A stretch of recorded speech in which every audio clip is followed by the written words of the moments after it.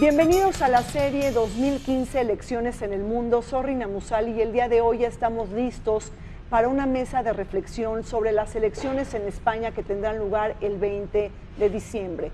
Una jornada en la que Mariano Rajoy, el actual presidente, está buscando su reelección. Nos acompaña el embajador Carlos Rodríguez y Quesada. Él fue ex canciller de la Embajada de México en España y actualmente es presidente de la Asociación Mexicana de Servicio Exterior, el ASEM. Bienvenido, embajador. Muchas gracias.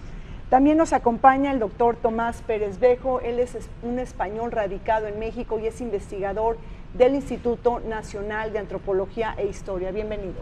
Muchas gracias. De igual manera está con nosotros en esta mesa de análisis el doctor Víctor Alarcón Holguín. Él es profesor investigador del Departamento de Sociología de la UAM Iztapalapa. Bienvenidos. Gracias, Rina. Un gusto. Un nuevo entramado de ingredientes políticos se hace patente en España cuando se celebran elecciones generales del 20 de diciembre. Mariano Rajoy, el actual presidente y líder del Partido Popular, quien gobierna con mayoría absoluta en el Congreso de los Diputados y de los Senadores, busca la reelección.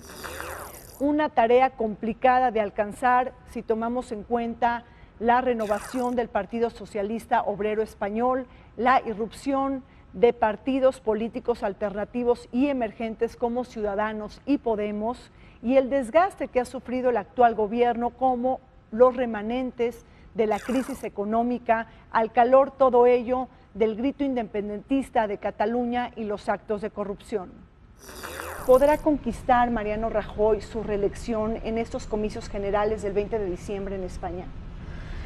Pues, Rina, creo que es una elección competida, es una elección donde ya aparecen nuevos actores, aparte de los tradicionales que habíamos visto en el escenario español, pero en esta ocasión pues aparecen dos nuevos competidores como es Ciudadanos y Podemos, que han cambiado en cierta medida el espectro electoral de España. Así que yo pienso que Mariano Rajoy va a tener una competencia dura. Es factible que pueda llevarse el triunfo, las encuestas van en ese sentido, pero le va a costar trabajo. En este momento las encuestas dan un empate técnico prácticamente entre los cuatro partidos más importantes. Y yo pienso que hay cuatro temas fundamentales ahorita que tiene que afrontar Mariano Rajoy o el que resulte electo. Uno es el apoyo a Francia a raíz de los atentados de París, el otro es la lucha contra el yihadismo, el otro proceso es la economía y desde luego pues enfrentarse a qué va a ser la economía, qué va a ser el futuro de España. Yo lo pondría en esos temas. Claro. Tomás, ¿cómo estás leyendo estos 4 años de Mariano Rajoy? Hagamos un balance de su legado, digo en unas cuantas palabras, en una pequeña intervención. ¿Dónde colocaría sus éxitos y sus grandes fracasos? Bueno, los éxitos, al menos si creemos lo que cuenta el propio Rajoy, fundamentalmente es una mejora de las condiciones macroeconómicas. La economía española ha crecido más que ningún otro país de la Unión Europea, entonces eso es habría que contarlo en su haber. Los fracasos fundamentalmente, por un lado, y esto es lo que quizás más van a utilizar el resto de los partidos, tendrían que ver con que esa mejora económica sigue sin afectar a una parte importante de la población. Estamos hablando de un paro por encima del 20% de la población activa, lo cual es enormemente alto. Entonces, este discurso de mejora económica, digamos que tiene ese punto débil, y posiblemente el gran tema de los años de gobierno de Rajoy ha sido el problema de Cataluña, que no es un problema que se haya creado bajo el gobierno de Rajoy, pero sí que se ha enconado hasta límites que no se habían planteado hasta ahora. Entonces, digamos que esas serían un poco las luces y las sombras del gobierno de Rajoy. Y Víctor, en ese sentido, ¿tú crees que el electorado le podrá cobrar la factura a Mariano Rajoy, tomando en cuenta que también tuvo muchas reformas impopulares, ¿no? La reforma fiscal, la reforma laboral, la reforma al sistema de pensiones y también una reforma para que se utilice financiamiento público en aras de rescatar el sistema bancario? Entonces, todo eso también lo hace ser un presidente sumamente impopular, pero por otro lado tiene, como dice Tomás, la gran carta del despegue económico. Sí, bueno, desde luego la diferenciación por estratos de edad, obviamente a más población joven, mayor rechazo a la gestión conservadora de Rajoy. Obviamente donde hay mayor peso de apoyo es hacia los pensionados, los jubilados, gente de mayor edad, entonces donde sí hay un poco más incluso de receptividad todavía al pasado franquista, a esta mentalidad conservadora, con ciertos trazos, digamos, obviamente de rechazo incluso a la modernidad o a la posmodernidad, que todavía se sigue reflejando todavía incluso en el corazón profundo del país. Entonces yo creo que esta parte de estos estratos diferenciados, pues sí, al momento de hacer la demoscopía, pues claro, sí se están mostrando, digamos, nítidamente estas diferencias. Sobre todo yo creo que esta elección va a ser muy interesante ver cómo votan los españoles en el extranjero. España es uno de los países que tiene una cantidad ahora muy importante de electores que van a ser quizá un factor en un contexto, como bien señalaba el embajador, en términos de elección estrecha, pues la situación de cómo estos, digamos, españoles que están distribuidos en las 52 circunscripciones en las que se divide precisamente este sistema plurinominal en el que se compone España, que no es un sistema mayoritario, claro, sino un sistema de representación proporcional, y entonces eso no necesariamente nos hace ver que las grandes ciudades son las que deciden esta elección, sino lo deciden las provincias o los pequeños espacios intermedios en donde realmente ahí reside precisamente mucha de esta fuerza conservadora o de sectores claro, no tan transformados en el tiempo reciente. España está ávida de atestiguar un proceso de regeneración política. Necesitada de un cambio profundo es que hoy se palpa el resquebrajamiento del sistema bipartidista español que ha estado sustentado en los dos partidos tradicionales como el Partido Popular y el Partido Socialista Obrero Español.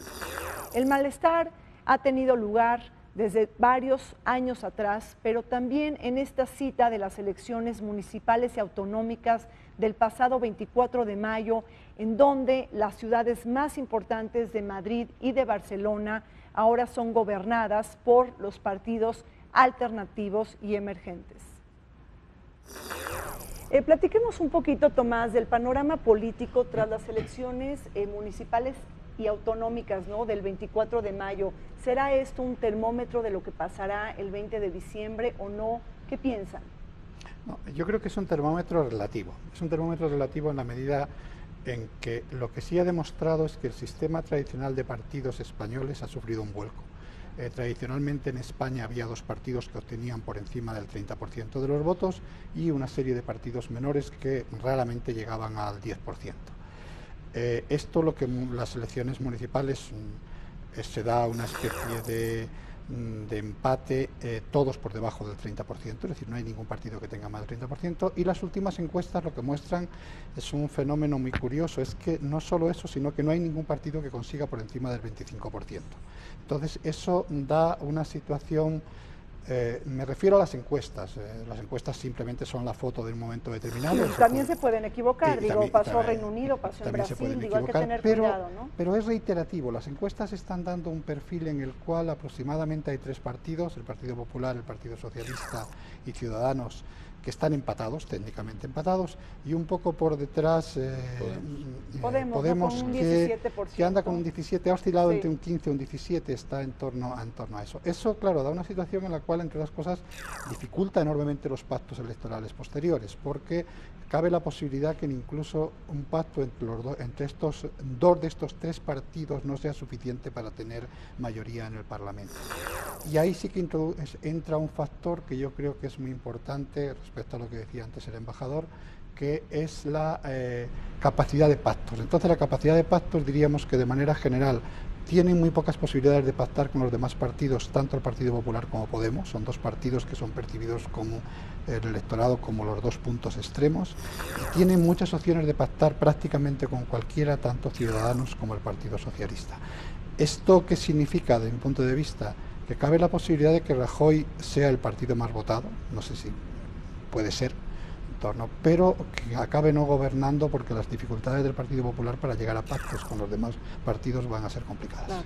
Pero atrás de esto... Ahí sí. yo, complementando lo que dice Tomás, ahí en todo caso, precisamente volvemos a resaltar el papel de los espacios intermedios, es decir, los nacionalismos, no catalán, no vasco, ¿no?, sino los otros, el nacionalismo galego, la coalición canaria. Entonces hay un conjunto, digamos, de pequeños grupos, digamos, que han sabido, digamos, de alguna manera explotar su papel dentro del sistema autonómico, que precisamente pueden ser estas bisagras que pueden, sumando de a poco, de hecho incluso antes del regreso, digamos, importante que tuvo el Partido Popular, la última gestión ya del PSOE tuvo que abalanzarse mucho sobre estas formaciones nacionalistas o intermedias para poder incluso todavía conformar ese gobierno. Entonces, siguiendo esta idea de la coalición multinivel que señalaba Tomás, ahí es donde realmente, por eso es tan importante ver la dinámica que tiene este sistema electoral, que no permite que, a pesar de que son partidos mayoritarios los que han predominado, en los últimos años sí se ha venido dando esta diseminación hacia estos otros actores que tienen entonces esta capacidad de influencia, ¿no? Que eso yo creo que es lo interesante. En otras palabras, Víctor, el resquebrajamiento del sistema bipartidista ante la emergencia de partidos emergentes y alternativos, ¿no? Sí, diría dos planos, o sea, a nivel nacionalismos, que vuelven a resurgir y ahora acrecentado por el asunto catalán, que los vuelve ahora importantes, y por el otro lado el desgaste del interno de los propios dos partidos, claro, por los escándalos de corrupción y muchos otros temas que seguramente han venido a contaminar también la presencia y la influencia de estas dos agrupaciones tradicionales, claro, desde el marco de la transición. A mí me gustaría añadir una pequeña cosa más. Es un sistema de dos partidos mayoritarios pero imperfecto, es decir, en realidad es un sistema electoral en el cual las posibilidades que tiene un partido de conseguir mayoría absoluta han sido siempre muy bajas. De hecho, se ha dado en muy pocas ocasiones, con lo cual siempre ha habido que buscar apoyos, acuerdos, a veces pactos de gobierno, a veces no pactos de gobierno, sino acuerdos puntuales, pero digamos que lo único que se ha producido en estos últimos años es que eso se ha agudizado, pero nunca ha sido un sistema, digamos, bipartidista perfecto. Claro. No, y hay que sumar a esto el surgimiento de Podemos, lo que comentábamos hace unos instantes, de la juventud, de los jóvenes que están cambiando. Podemos tiene un año en la escena española y ya está compitiendo pues, por la presidencia de España. Y Ciudadanos, que también tiene un candidato muy joven, muy potable, que ha hecho aportaciones muy significativas y que pues tiene una gran influencia entre los jóvenes. Y el PSOE también, pues con Sánchez es un candidato joven que ha logrado articular una buena propuesta por parte del PSOE, de los socialistas, y que está atrayendo a los jóvenes también. Entonces yo creo que eso puede influir también. Yo creo que de lo que hemos conversado, el pacto de la Moncloa yo creo que va a tener que sufrir alguna modificación, claro, a raíz de esta elección. Pero bueno, en el trasfondo lo que estamos viendo, pensemos un poco en el electorado, un electorado inconforme, desencantado, decepcionado de los dos partidos tradicionales. Y por otro lado, lo que nos dicen las encuestas es que si bien hay un empate virtual, los dos principales partidos políticos, ¿no?, el Partido Socialista y también el Popular, no van a alcanzar más del 50%. Pero, ¿qué quiere decir esto? Que no se van a poder repartir, ¿no?, a capricho y antojo los cargos políticos, ¿no? Entonces eso también se puede leer como trasfondo, ¿no, Víctor? Sí, sin lugar a dudas, tratar de construir este tipo de coaliciones obliga, como bien se ha señalado aquí, pactos. Pero ¿sobre qué construir esos pactos? También, como lo señalaba Tomás, o sea, hay que tomar en cuenta quizá cuál es la oferta que generalmente se puede establecer. Hasta ahora, digamos, con todo el problema de los escándalos de corrupción, o sea, evidentemente las dos agrupaciones principales han tratado de ofrecer renovación y de combate a la corrupción, ¿no? O sea, como un primer tema. Otro tema importante es el asunto de la drogadicción, que sigue siendo, aunque no a una escala como podríamos pensar, obviamente si tomáramos en cuenta en comparación el caso mexicano, pero sí es obvio que este espacio, digamos, de ruta de paso que ofrece este tema, con el asunto de la inmigración también, que sigue también siendo un elemento no, y la España, crisis de refugiados. La crisis de refugiados, etcétera, que de alguna manera pues refleja a España también en una zona de tensión cultural que sigue estando ahí muy presente, con toda la inmigración africana, con toda la inmigración de Europa del Este, que ha sido un punto muy importante y significativo dentro de la vida cultural. Oye, y el tema del terrorismo está jugando en esta campaña, el tema de la seguridad, Tomás, está jugando en esta campaña. Hoy habrá un primer debate organizado por el periódico El País. No va a participar el Partido Popular, pero bueno, sí va a haber, sí se va a tratar de discutir el tema del terrorismo yihadista. Pero el tema del terrorismo yihadista desde la perspectiva española es muy complicado para cualquier gobierno, porque por un lado tienes una opinión pública sensibilizada frente al tema del terrorismo, sensibilizada entre las cosas por un pasado vinculado al terrorismo de ETA, pero por otro lado una opinión pública que es muy reacia a intervenir fuera de las fronteras españolas. De hecho, yo creo que la respuesta ambigua que está dando Rajoy a la solicitud de Francia de apoyo tiene que ver con que está esperando que haya las elecciones, porque sabe que un compromiso con respecto a Francia, enviando tropas, por ejemplo, a África para que ocupen el lugar de las tropas francesas, sería difícil de vender a su electorado principalmente y en general al electorado español. Y además no podemos olvidar lo que pasó con los ataques terroristas en el 2004 en España, ¿no? Sí, en donde pierde el Partido Popular, sube Rodríguez Zapatero, y eso no es un castigo por haber apoyado la guerra en Irak. Efectivamente.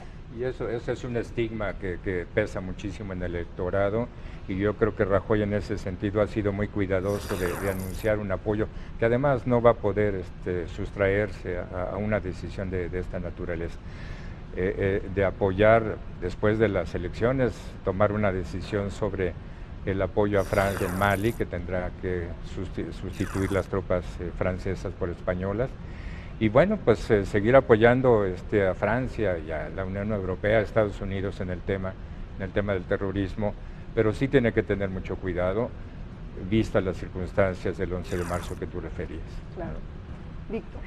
Sí, bueno, también yo diría que otro factor importante que desde luego ha estado siempre presente y con tintes mayores o menores, obviamente han sido los mismos escándalos producto del cambio, precisamente la estafeta de Juan Carlos precisamente a Felipe VI.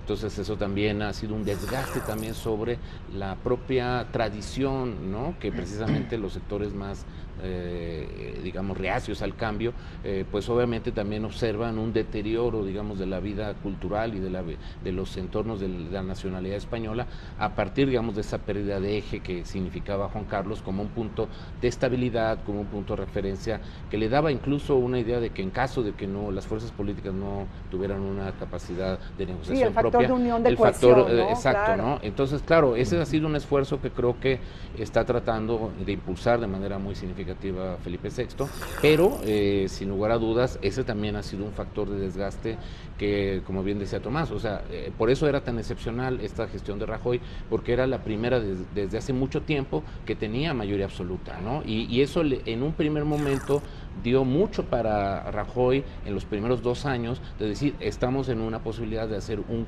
programa de ajuste que se supone que tengo plenamente mandatado después de los años, digamos, de corrupción o de los malos manejos de la política social del PSOE, sobre todo en el sur de España, con la crisis de la vivienda, etcétera. Entonces, en realidad, esta combinación de factores que se están cruzando, por eso muestra un escenario tan fragmentado en términos de intenciones electorales, porque el electorado de alguna manera no se siente plenamente identificado con una postura que esté basada en cuestiones ideológicas, sino está sustentándose quizá en mucho de la queja, de la preocupación coyuntural, castigo, ¿no? Sí. que algunos van para el voto de castigo, otros es el voto del miedo, y de alguna manera entonces estos elementos pues por eso dan un escenario tan complicado, incluso la amenaza de la separación catalana y en otro momento el terrorismo de ETA, en fin, creo que los últimos años de Españoles han estado precisamente reflejando esta fragmentación, esta pulverización,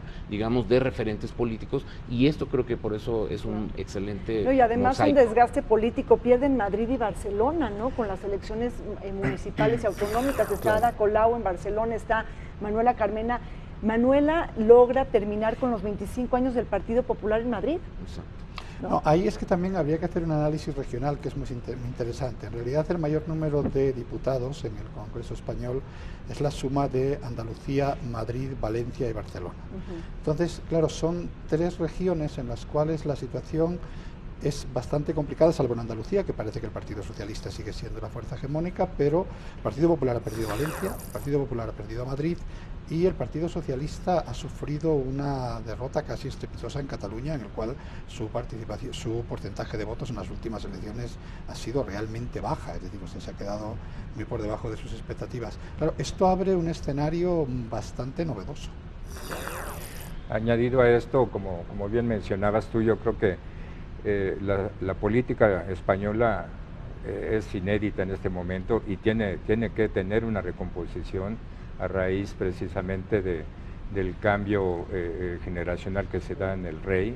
El rey Juan Carlos tiene una serie de problemas de imagen que lo llevan a claudicar en favor de su hijo.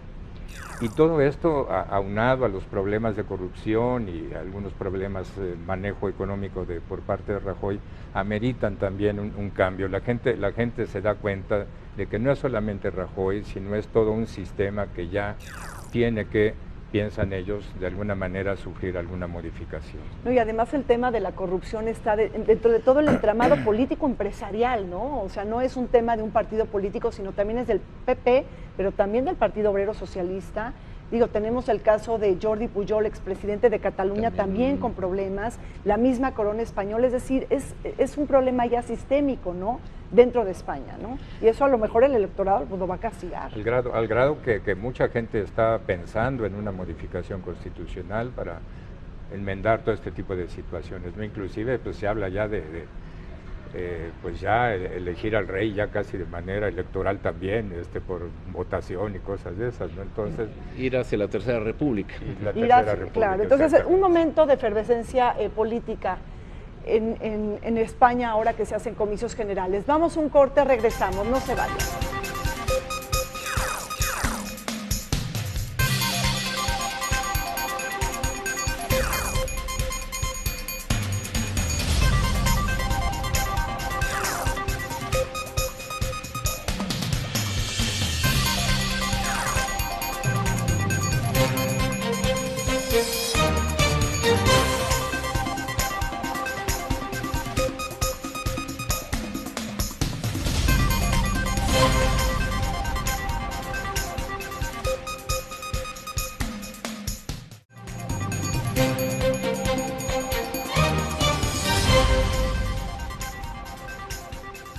La principal apuesta política de Mariano Rajoy para alcanzar y conquistar la reelección ha sido la mejoría y la situación del despegue económico en España. Aun cuando el desempleo todavía es alto y el desempleo juvenil cabalga en más del 50%, lo interesante a destacar es que sí ha habido signos de recuperación económica en España desde el año 2014. Esto quiere decir, en otras palabras, que lo peor de la crisis económica ya ha pasado. España ha recuperado las condiciones de fiabilidad como socio de la Unión Europea y ya en el 2015 las proyecciones nos señalan que su economía estará creciendo alrededor del 2%. Todo un escenario que se deja atrás después de una prolongada recesión económica como producto de la crisis financiera del 2008. Tomás, pensando en qué es la carta fuerte de Mariano Rajoy, este despegue económico, este 2014, que ya está creando empresas y que también creó empleos, ¿esto va a ser sintomático a la hora de tomar decisiones por parte del electorado? Mira, hay un axioma electoral que dice que gana las elecciones aquel partido que consigue que se hable de lo que él quiere que se hable. Entonces, no de los errores, sino lo que no ha conseguido Rajoy es que la campaña electoral se centre en los temas económicos y crecimiento económico. Es decir, sistemáticamente ha intentado traer como gran tema la recuperación económica, pero sin embargo, ese no parece que sea la preocupación fundamental de los españoles. Si atendemos a las encuestas, ¿cuál es la preocupación fundamental de los españoles en este momento? Por un lado, la corrupción. Y en el tema de la corrupción, la verdad es que ni el Partido Popular ni el Partido Socialista pueden decir mucho porque los dos están implicados en casos de corrupción. Es verdad que Rajoy tiene además un hándicap, y es que sigue siendo el mismo que estaba al frente del partido cuando se dieron los casos de corrupción. En el caso de Pedro Sánchez, él puede alegar que finalmente ha intentado una limpia del partido y que ha mejorado las condiciones del partido, pero finalmente el Partido Socialista tiene casos de corrupción realmente importantes, sobre todo en Andalucía, en el cual sigue estando en el poder. Ahí todas las ventajas en el discurso de la corrupción son de Podemos y de Ciudadanos, porque tienen las manos limpias hasta ahora, ¿no? Algo a su favor, que es que hasta ahora no han gobernado, con lo cual, como no han gobernado, no hay ninguna posibilidad de haberse manchado. Ese es uno de los grandes temas. Y el otro gran tema es Cataluña. Por lo tanto, digamos que Rajoy tiene dificultades en lograr que se hable de lo que él quisiera que se hable.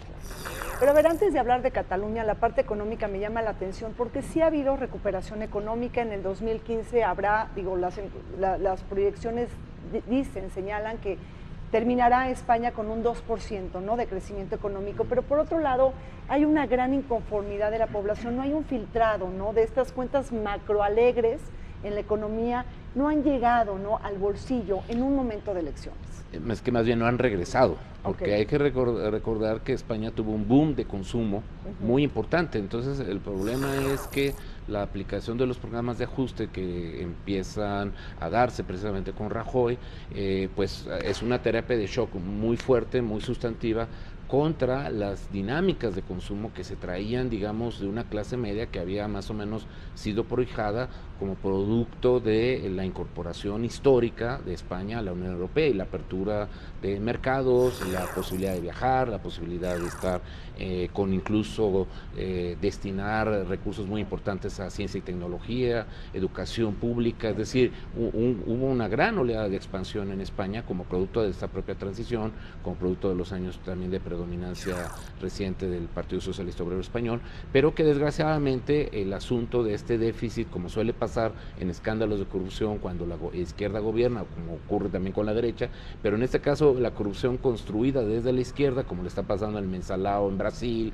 y muchos otros aspectos, o sea, la crisis que ha sufrido España es ahora precisamente tener el retraimiento de los patrones de consumo a los que estaban acostumbrados las grandes mayorías. O sea, no significa que echaran la casa por la ventana, pero sí era muy significativo y muy importante darse cuenta de esta capa de igualitarismo que se había logrado construir en los últimos años, y eso también es producto de la política de subsidios que también se recibe de la Unión Europea o se sigue recibiendo de la Unión Europea, sí, en la cuestión agraria, claro, los fondos de cohesión social y los fondos, por ejemplo, para los agricultores, etcétera, ¿no?, que también tienen ahora dificultades en algunos casos, porque también la troika europea también ahora quiere quitar esos subsidios y donde se perjudican países mediterráneos, en donde precisamente se destaca España. Entonces ahí hay otro elemento muy importante que hay que considerar, que no todas las fichas, como bien decía Tomás, pues las puede manejar Rajoy bajo esa idea de tener una política de ajuste lo suficientemente diferenciada, sino que es una política de ajuste taxativa que ha tenido que afectar incluso a muchas de sus propias bases electorales, y que ahora, incluso animadas por el fenómeno de Grecia, Podemos pues precisamente toma mucho de ese discurso discurso Syriza, de ¿no? la rebeldía, de que nosotros somos el Syriza español y Claro. que podemos poner un alto precisamente al poder de las transnacionales, al poder de las corporaciones, y en ese sentido es un poco una apelación a un nacionalismo económico, pero regresando a estas bases más de cohesión Sí, favor igualitarista. claro, porque ¿no? Podemos también de alguna manera está buscando la reestructuración de la deuda y está cuestionando todo el Así rol es. y todo el posicionamiento económico, ¿no?, de España frente a la Unión Europea. Sí, hay tres elementos aquí importantes. El primero que mencionaba Tomás, el paro, que tiene más del 21%. Y el juvenil, 50%, ¿no?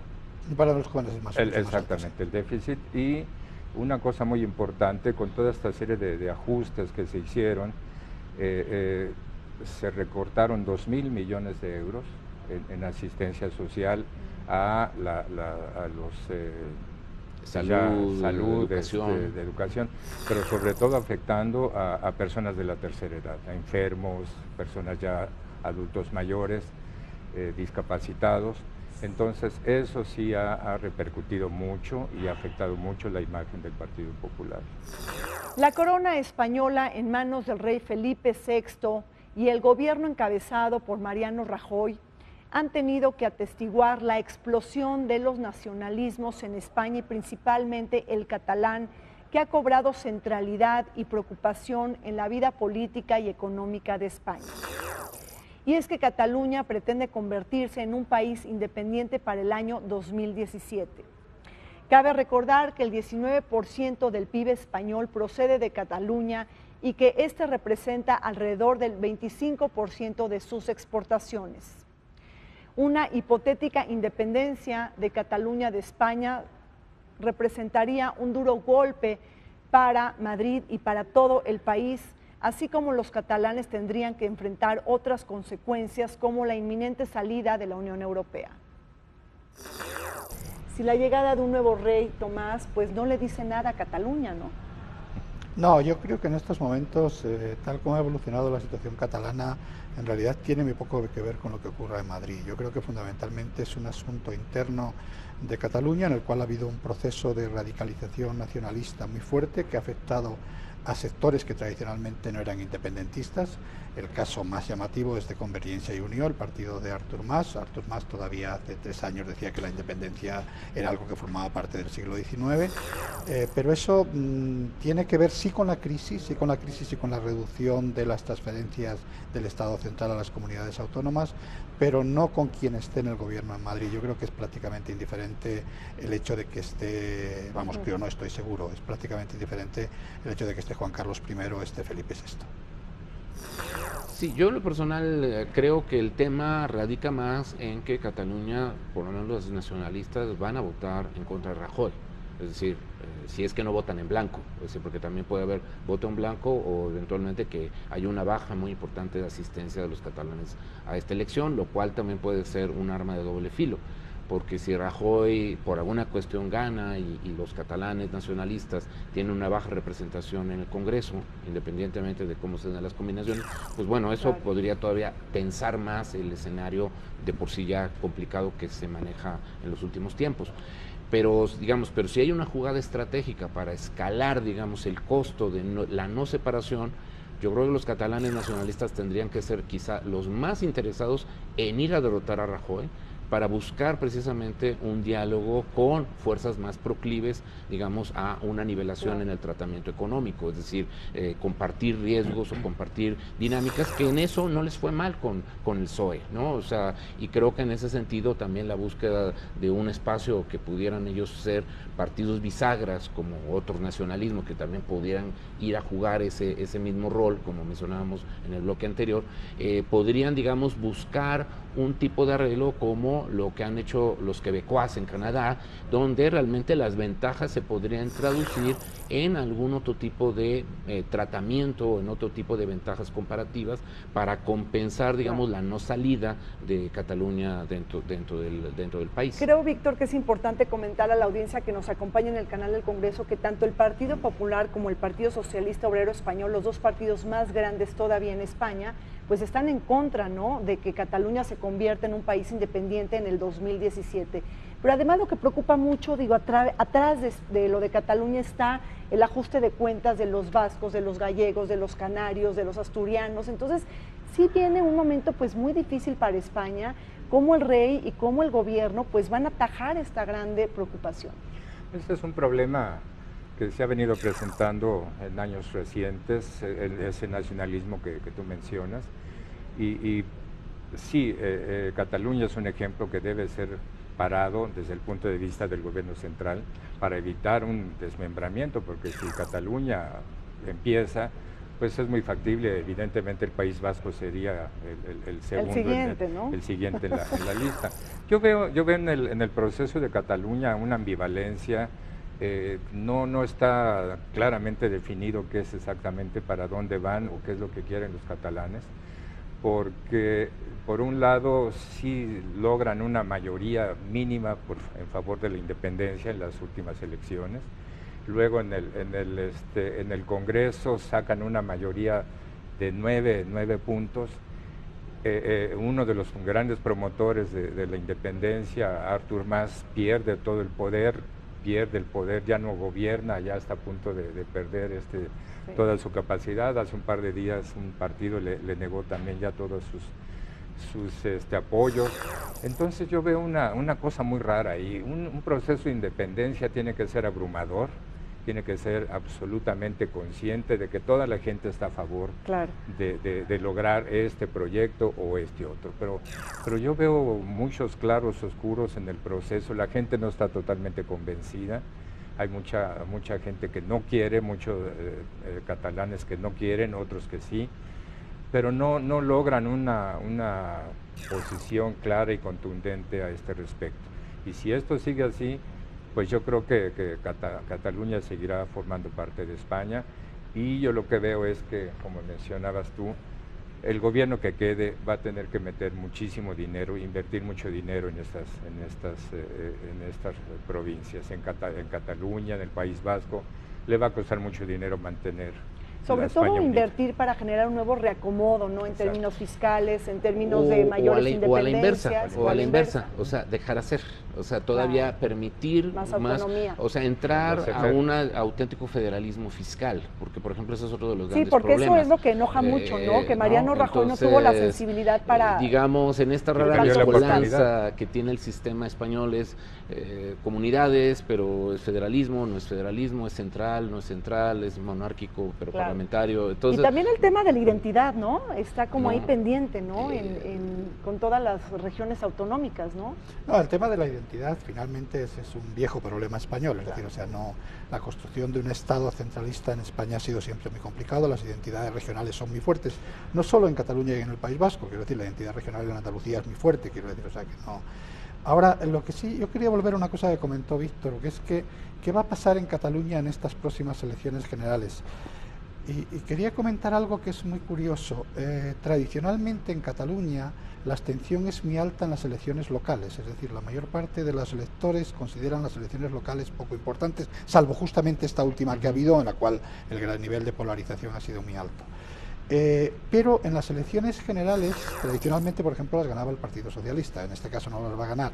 Y ahí aparece un factor nuevo que yo creo que es muy importante, que es Ciudadanos. No olvidemos que Ciudadanos es un partido que nace en Cataluña.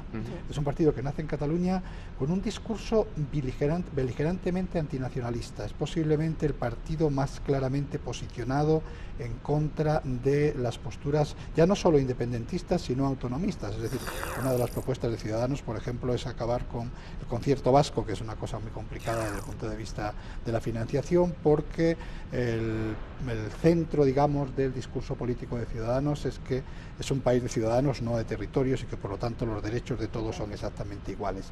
Entonces, yo no sé qué va a pasar con los votos de Ciudadanos, pero si Ciudadanos obtuviese una representación alta en Cataluña, eso introduciría una variable muy importante cuanto a la evolución futura. Una España sin Cataluña y una Cataluña sin España sería una ecuación negativa, digo, para ambos, sobre todo la pérdida, ¿no?, de ser miembro de la Unión Europea. Yo creo que eso también está jugando mucho, ¿no?, en el discurso ahora en las elecciones. Sí, bueno, evidentemente ese también ha sido un factor que estuvo presente ahora en la pasada elección, digamos, de las implicaciones que el acto soberanista o unilateral podría implicar si hubiera sido más contundente el triunfo, ¿no? Que eso creo que en esta dinámica, como mencionaba el embajador, creo que Artur Mas jugó precisamente al todo o nada, ¿no? O sea, creo que la apuesta fue muy alta, no fue suficiente y ahora precisamente viene el reflujo en función precisamente de las implicaciones que ahora de cara a la elección nacional, digamos, pues esta incertidumbre de lo que podría ser un mandato concesionado a Rajoy, entonces evidentemente esto podría, digamos, tener una reacción todavía más negativa sobre el tratamiento del resto del país hacia los catalanes. Entonces, digamos, de alguna manera sería como pagar platos rotos, ¿no? Sobre el acto, digamos, de desacato, de intentar salirse. Pero, insisto, la otra ruta sería esto, como decía Tomás, que me sumo a ese criterio, de encontrar una fuerza estabilizadora, ¿no? que de alguna manera Ciudadanos, por eso ha tenido, creo que la respuesta, no solamente en Cataluña, sino de lo que está haciendo como un partido moderado, un partido a la Adolfo Suárez de Centro Democrático, que viene a ocupar ese espacio que en el contexto fundacional de la transición, pues nos lleva un poco a lo que era ese sistema con el Partido Comunista, como hoy podría ser Podemos o Izquierda Unida, ¿no? Esta izquierda un poquito más radicalizada, una izquierda socialdemócrata como PSOE, una derecha liberal, ¿no? Que yo creo que para allá se va encaminando Ciudadanos, y una derecha conservadora tradicionalista como era Alianza Popular o el Partido Popular. Entonces estamos como entrando otra vez al trasvase de cómo ha sido históricamente la fragmentación de fuerzas políticas en España. Lamentablemente el asunto es de que, bueno, a pesar de que podríamos decir que hay una identificación más o menos prototípica de estas cuatro fuerzas, el asunto es precisamente que no están teniendo vasos comunicantes entre sí como para saber hacia dónde podrían irse generando esos polos de alianza. Por eso quizá el papel de Ciudadanos, no importando el resultado, me parece que va a ser muy determinante, muy importante, por su posición centrista que mantiene tanto en lo ideológico como también en el punto de la relación Cataluña-resto de España, ¿no?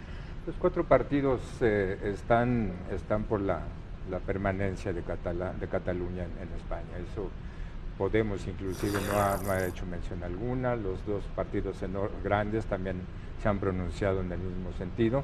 Y en el caso de la Unión Europea, pues siempre está asustando con el estado de bienestar, ¿no? Mira, si te sales vas a perder esto y esto otro, y te va a costar, y no vas a tener estos beneficios, no vas a recibir tantos millones que vienen de Bruselas, en fin, una serie de cosas que también pues preocupan e interesan al ciudadano. Dice, bueno, sí, ¿cuál es el sentido de independizarse si vamos a quedar peor que antes, ¿no? Es un proceso dinámico que yo creo que va a llevar a la conclusión de que Cataluña va a permanecer dentro del reino, pero sí tiene que haber un reacomodo. Tiene que inclusive pensarse en el futuro en una reforma constitucional que podría hablarse de una federación, de una confederación, de algo, pero sí creo que el sistema español políticamente está llegando a un límite. A un límite. Ahora, y esta pregunta obligada, digo, tomando en cuenta los atentados terroristas en París, este eje Moscú-París en contra de la guerra del Estado Islámico, el tema de las micronaciones, o sea, estamos viendo, Tomás, una tendencia de las micronaciones en Europa, ¿no? Tenemos Escocia, tenemos el tema catalán, tenemos otros temas, y por otro lado tenemos una tendencia de los megaestados o el califato islámico, ¿no? En donde quieren desconocer las fronteras trazadas, ¿no? Desde el fin de la Primera Guerra Mundial. Entonces, ahí estamos viendo un juego de contradicciones en este mundo globalizado. Sí, pero yo quería volver a, si me permites, claro. Yo creo que decía Víctor antes, la apuesta de los independentistas catalanes fue una apuesta fracasada. No olvidemos que plantearon las elecciones como un plebiscito, a diferencia del resto de los partidos que no lo plantearon con plebiscito, y obtuvieron el 48% de los votos, porque una cosa son el número de parlamentarios que tienen y otro porcentaje de los votos. Declarar la independencia con menos del 50% de los votos me parece un auténtico disparate. Pero vuelvo a la otra pregunta que planteas. A mí no me parece contradictorio. Es decir, en el contexto de la Unión Europea, la existencia de micronaciones es mucho más fácil que en un mundo absolutamente a la intemperie. Es decir, una Cataluña independiente en la Europa de los estados del principios del siglo XX o finales del siglo XIX hubiese sido imposible. Una Cataluña independiente en el contexto formando parte de la Unión Europea, que ese es el gran tema, sería perfectamente viable. Y yo creo que ahí, a pesar de que las amenazas del gobierno español han sido continuamente, se quedarán ustedes fuera de la Unión Europea, bueno, finalmente, si el caso se produjese, que yo no sé si se va a producir o no, se encontraría alguna forma de acomodo de Cataluña o se encontraría alguna forma de acomodo de Escocia. Bueno, el caso de Escocia es que es distinta, porque en realidad creo que serían los escoceses los que se iban a quedar dentro de la Unión Europea y el resto de la Gran Bretaña la que se iba a quedar fuera de la Unión Europea, con lo cual digamos que ahí el proceso sería distinto. Pero volviendo a tu pregunta, yo sí creo que hay que considerar que la Unión Europea ofrece un paraguas suficiente para la existencia de micronaciones que no ofrecía una Europa de competencia entre Estados-nación, por decirlo de alguna manera. Y bueno, también, como bien dice Tomás, también la idea de la pertenencia o no a la Unión también... vemos los casos de Noruega, vemos casos de Suiza, vemos casos que han podido sobrevivir perfectamente, coexisten en ciertos niveles de acuerdo, pero evidentemente los temas también que están ahí presentes, quizá no es el mejor momento, seguramente si hubiera habido un programa de elecciones de la Unión Europea ahora de este año, que precisamente el año pasado que ocurrieron, pues bueno, nos están dando una idea de que también ese impulso está encontrando su límite, pero ciertamente España ha sido uno de los grandes beneficiarios como nación intermedia de esta pauta de reorganización, por eso España apuesta más a la idea de la permanencia de la Unión, pero es muy claro que contra las posturas de los grandes países y de los otros que han sido enormemente euroescépticos, pues realmente España tampoco tiene como un fuerte argumento de que su opción hacia Europa o de Europa hacia España pues sea una ancla lo suficientemente sólida. Entonces eso también me parece a mí que ha sido algo que si se empieza a relativizar aún más, pues bueno, creo que ahí tendríamos, digamos, algo, digamos, que tendríamos que empezar a desmitificar, y creo que eso es, curiosamente, los estrategas del Partido Popular tendrían, y cualquiera de los partidos con índole nacionalista, pues ya no tendrían un argumento tan fuerte para disuadir la salida de los catalanes, desde el punto de vista de los costos efectivos que no contar con el aporte económico catalán tendría, ¿no? O sea, yo creo que en ese sentido, desde luego, los factores que aquí se han puesto en relevancia dependen más un poco de las inercias históricas de identidad, de costumbre, de tradición, y entonces donde en ese sentido el habitante de la península ibérica pues a veces no tiene quizá tantos elementos para poner sobre la mesa desde el punto de vista de hacer un análisis quizá no tan apasionado como suele pasar en las discusiones españolas,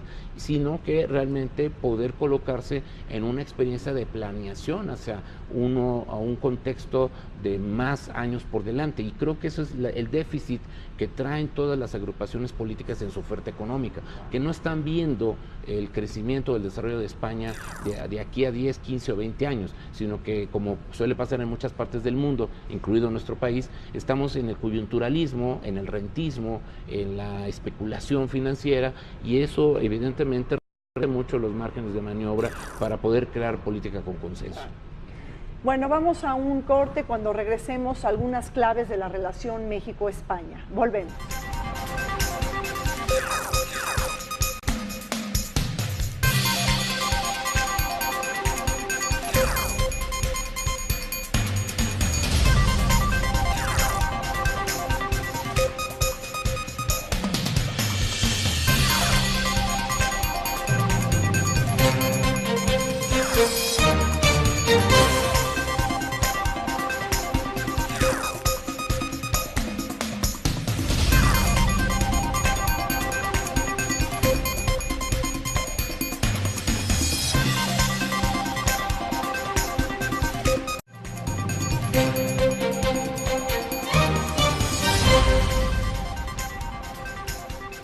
La relación México-España es una de las relaciones bilaterales más importantes de nuestra política exterior. El diálogo político, los vínculos económicos y una intensa agenda de cooperación se cobijan bajo los lazos históricos, culturales y de amistad, además de que México y España se benefician del acuerdo global que se sostiene con la Unión Europea y de la Asociación Estratégica. Una serie de alianzas con el sector privado, público y social es que los mexicanos nos beneficiamos de nuestra relación en España porque es nuestra principal puerta de entrada hacia Europa y los españoles se benefician de nuestra relación por ser nosotros representar la puerta de entrada para América Latina.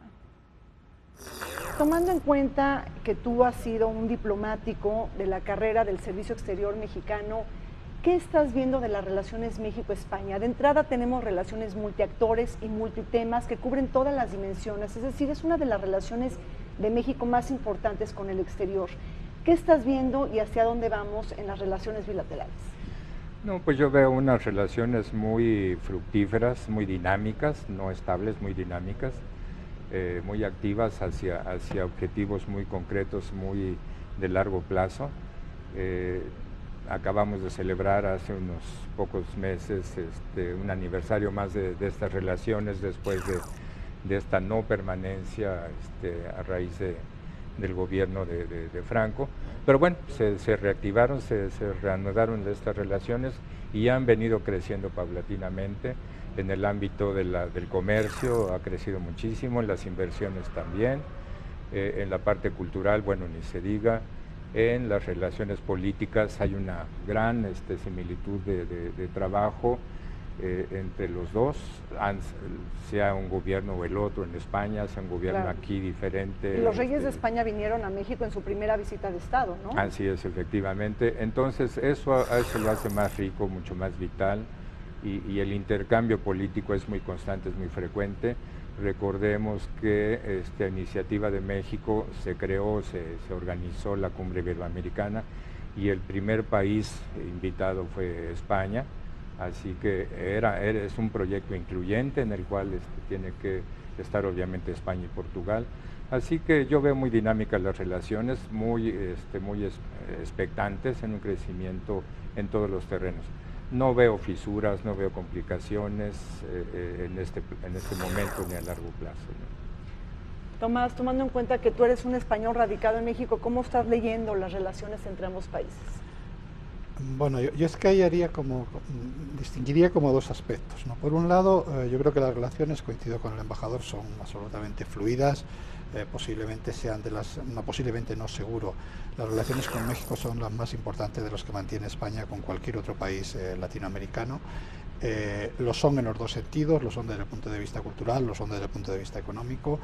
Se habla frecuentemente de las inversiones de empresas españolas en México, pero hay una importante inversión de empresas mexicanas en España, cosa que yo creo que la gente quizá desconoce un poco, pero es uno de los grandes inversores en España. Entonces, en ese sentido, es así y además yo creo que debe ser así. Finalmente estamos hablando de los dos países por peso económico, por peso demográfico, de habla española más importante, tanto en el caso de México como en el caso de España.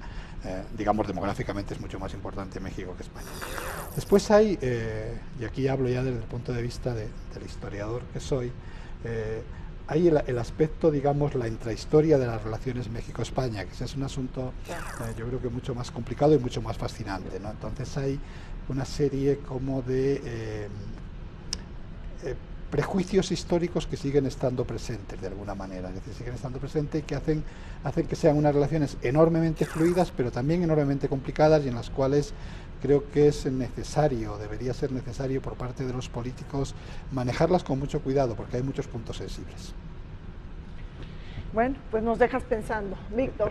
Bueno, sí, sin duda, ¿no? Digamos, toda esta construcción de los imaginarios que siempre son elementos, ¿no? Que nos permiten a veces tener éxito o fracaso, como lo estábamos mencionando en el bloque anterior, es decir, toda la diáspora misma que significa una nación de naciones, el propio caso de España, desde sus propios fundamentos, y digamos nosotros mismos somos producto como consecuencia de esa nación de naciones, ¿no? Que nosotros mismos también en el momento de tener esa reciprocidad de intercambio, de choque de civilizaciones o de intercambio de civilizaciones, como se le quiera ver, pues precisamente son elementos que podríamos decir que marcan también esa vitalidad que se ha sostenido a lo largo del tiempo, casi 500 años para nosotros, ¿no? En muchos sentidos, ¿no? Desde el descubrimiento hasta la fecha.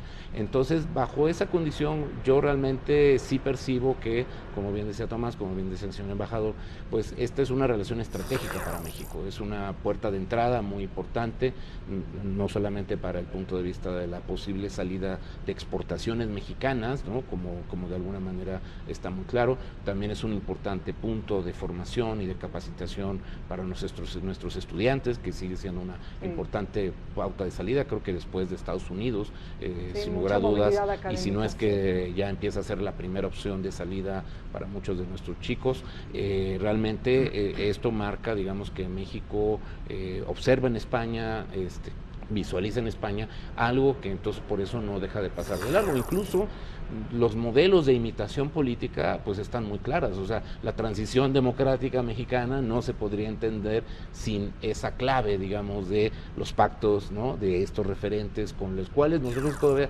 seguimos construyendo buena parte de nuestro lenguaje en este proceso complicado hacia la democratización política, ¿no? Que sí estamos consolidados, no estamos consolidados, pero siempre el ejemplo español, el referente español, pues es un aspecto muy importante que ha sido algo que ha dinamizado nuestros referentes, nuestros códigos y nuestras formas de hacer y pensar y desarrollar la política. Entonces creo que para mí como politólogo, sin lugar a dudas, yo lo veo como algo nítido y muy importante a considerar. Bueno, pues muchísimas gracias por haber participado en esta mesa de análisis sobre las elecciones generales que habrá en España el 20 de diciembre.